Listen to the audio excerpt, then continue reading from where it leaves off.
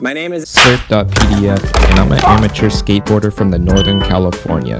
And today, I'm going to tell you a story of how I became a sponsored skateboarder, but not for my skating skills. You what? It all started when I was 18 in college, and I used to be one of those smelly longboarders. I'd just go down hills, until one day my friend took me to a skate park, and I realized soon that I was pretty ass at it, because all these 10-year-olds were coming up to me and flexing, and all of them challenged me to games of skate, and were wrecking my shit. They kept on flocking around me, and I was so bad that I boosted their egos, and from that day I was motivated. I didn't want to be that dude that just sat in the corner of the skate park and watch everyone. All I know is that I wanted to roll around and looked comfortable.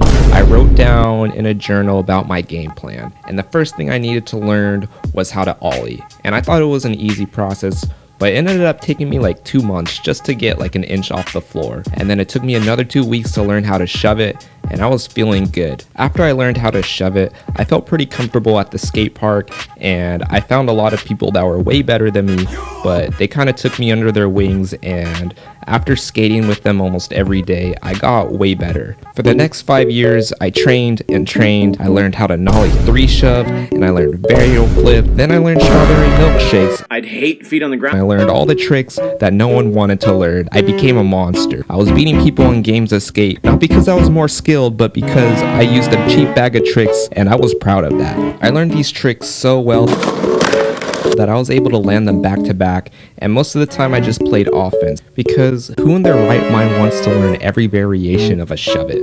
Not someone normal. 2 years later, I entered my first skate tournament, and it was a very small one hosted by a skate shop called LBS. They were hosting a flat ground game of skate, so I entered the competition and used all my cheap tricks. This is what I did. First, I'd play a nollie shove it. Then I'll do a nollie shove it sex change, and after that I'll do a nollie 3 shove, and if they miss that, I'll do a nollie big spin, then I'll do a varial flip, then a kickflip sex change, and when I was desperate, I would just do a shove it sex change, and most of the time that got me by. I was able to look a lot better than I really was, and it wasn't until I started playing better people that I started to get my ass kicked. I ended up getting like 4th place out of 10 or something. So I was actually playing against good people, and I couldn't use my cheap tricks on them. Because at the end of the day, it was fun. I met Carlos, the owner of LBS, and it was chill.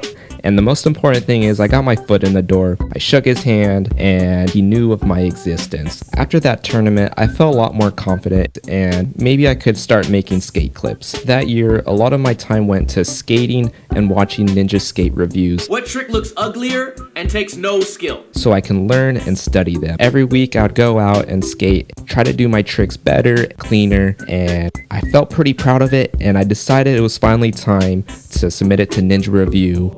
By how long it took me to find a thumbnail, I have very little faith. Slurped. Okay.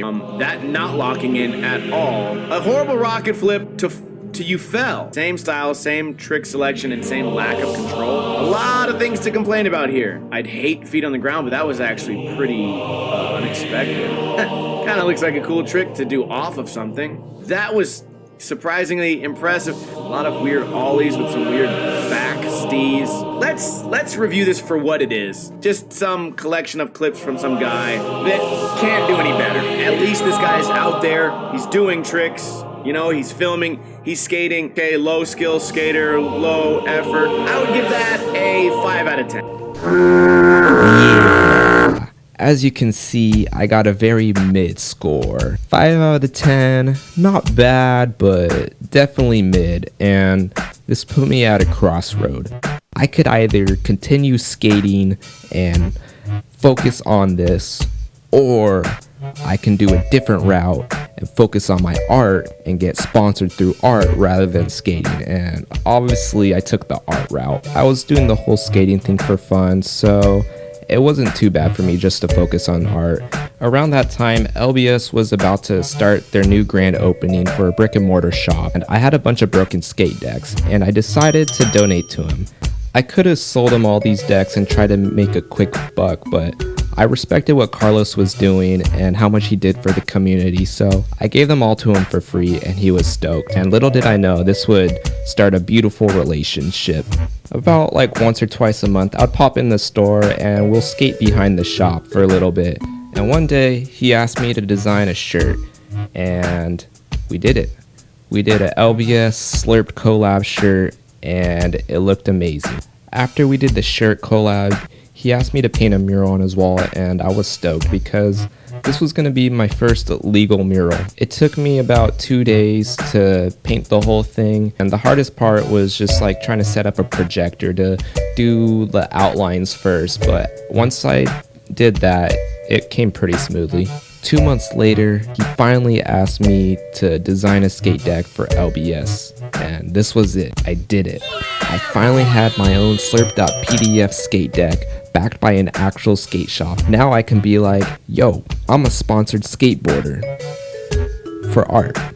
Not by my skating, but you know what? I have my own skate deck, and that's all that matters. After that, we did another shirt run, and we're still going strong to this day. If you want any of these shirts, feel free to DM my Instagram. It's funny because this whole time, it wasn't really my skating ability that got me sponsored, or necessarily my art talent. The reason why I got sponsored was because of the friendships that I made along the way, me donating Carlos the skate decks, and you know, all of this felt more like friends making stuff rather than a business transaction. I think the biggest takeaway of this whole video is that making connections and meeting people is going to take you a lot farther than skill alone. Don't get me wrong, having skills is important, but it's not going to take you far if you just lock yourself in your room and grind away. This was hard for me because it's easy for me to isolate and work on my own crafts, but once I got out of my shell and I started to make genuine connections, I was able to have a lot more cool opportunities. Anyways, thanks you guys so much for watching it to the end. If you like this content, please comment below. If you want to see more of these story videos, just let me know. Anyways, peace out.